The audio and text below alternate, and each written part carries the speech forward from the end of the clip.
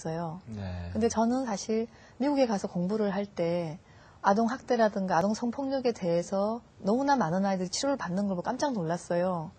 그리고 그쪽에서 정식으로 법적인 절차라든가 또 의사가 치료를 해야 되는 부분, 또 윤리적인 부분 이런 것을 배워서 왔는데 제가 98년도부터 어떻게 보면 성폭력 아이들 직접 다루기 시작을 했었어요. 네. 근데 사실 초기에는 얼마나 어려웠냐면 이 아이들이 치료를 정말 못 받아요.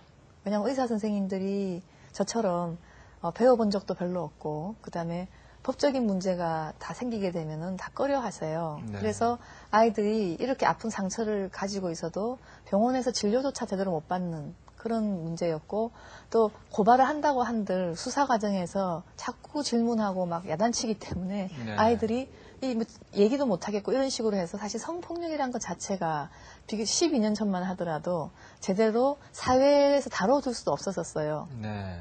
그런데 저는 마침 그때 연세대학교 교수로 오면서 외국에서 그런 기술도 배워왔고 그래서 아이들을 보니까 저도 아이 엄마고 이건 정말 너무나 끔찍한 일이었어요. 네. 그래서 이 아이들을 위해서 치료도 해주고 사실 또 아이들은 치료하고 수사 과정이 같은 거예요. 왜냐하면 아이들한테 진술을 얻어내야 되는데 그 과정은 처음에 아이들이 대부분 성폭력을 당하면 심각한 불안 같은 병이 생겨요. 네. 그렇기 때문에 그 병을 약간 치료해주지 않으면 진술도 제대로 못해요.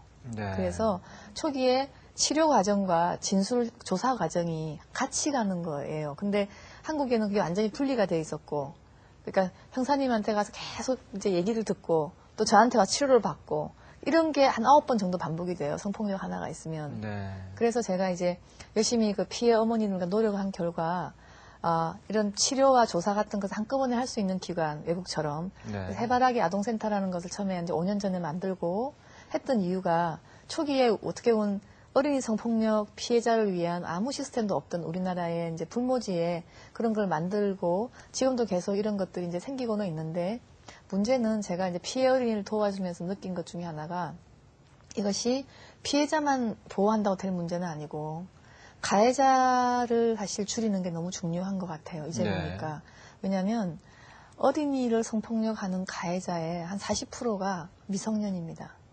네. 현재 언론에서는 우리 조두순 사건을 비롯해서 심각한 어떤 그 사이코패시가 있는 사람들이 그런 전반적인 비행 문제의 일부로서 사람을 죽이고 성폭력을 하는 사람들이 사실 언론에 많이 뜨죠. 왜냐하면 네.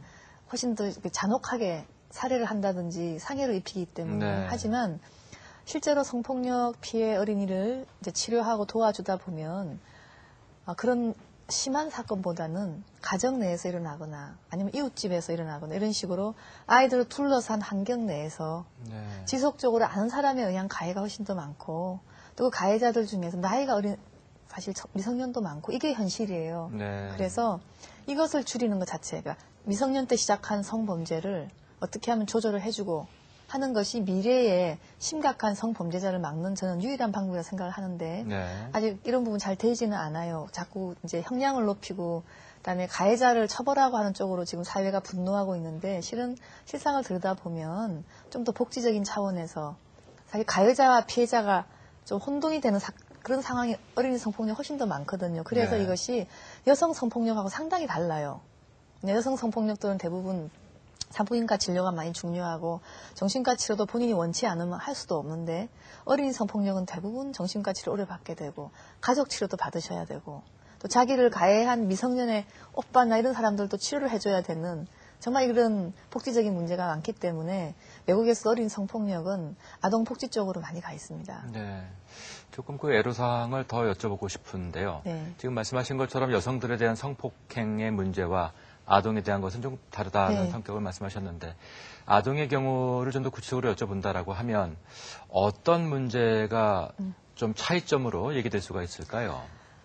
우선 아동의 경우에는 여성들보다 훨씬 저항력이 적어요. 그러니까 자기를 보호할 수 있는 어떤 힘도 없는 상황이기 때문에 네. 특히 그 성범죄를 일으키는 사람들의 그 목표물이 되기가 쉬워요. 네. 이런 사람들은 대부분 저항을 못하는 걸 좋아하거든요. 그래서 연령이 어린 나이일수록 실은 이상한 사람들의 그런 표적이 되기가 쉽다. 네. 그래서 좀 더 위험하다.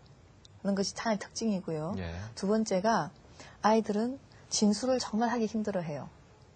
그리고 물질적인 증거를 잡아내기가 힘들어요. 정액 채취나 타액 이런 것들이 좀 힘들어요, 생각보다. 그래서 훨씬 더 성인 여성에 비해서 아이의 진술이나 정황 증거만이 유일한 증거인 경우가 많아요. 예. 그러다 보니 아이를 진술을 해야 되는데 진술 능력도 굉장히 제한적이죠. 그리고 대부분 굉장히 불안이 많기 때문에 처음에부터 진술을 잘하는 아이들 오히려 더 물어요.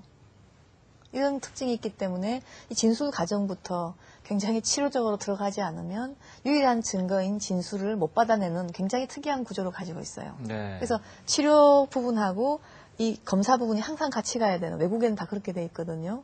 그래서 그게들이 큰 특징이고, 세 번째 특징이 치료에 있어서도 아이 혼자만 치료하는 게 아니고 부모님들을 교육시키고 치료하는 것이 굉장히 중요해요. 네. 어떤 경우는 아이 심리치료나 딴 치료를 하더라도 부모님이 계속 문제가 많거나 이 일로 인해서 너무 놀래가지고 불안해하시면 아이는 치료가 안 돼요.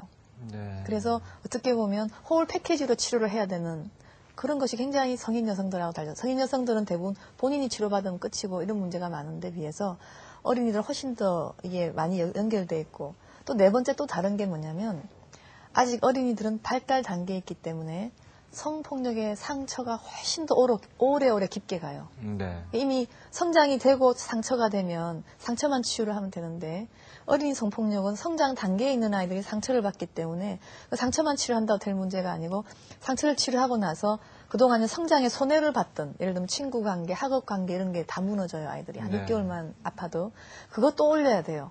그렇기 때문에 훨씬 범위가, 상처의 범위가 강범위하고 오래 걸리고, 자, 이런 굉장히 어려운 이슈들이 많기 때문에 어린이 성폭력은 성인과 상당히 다른 부분이 저는 많다고 봅니다. 예.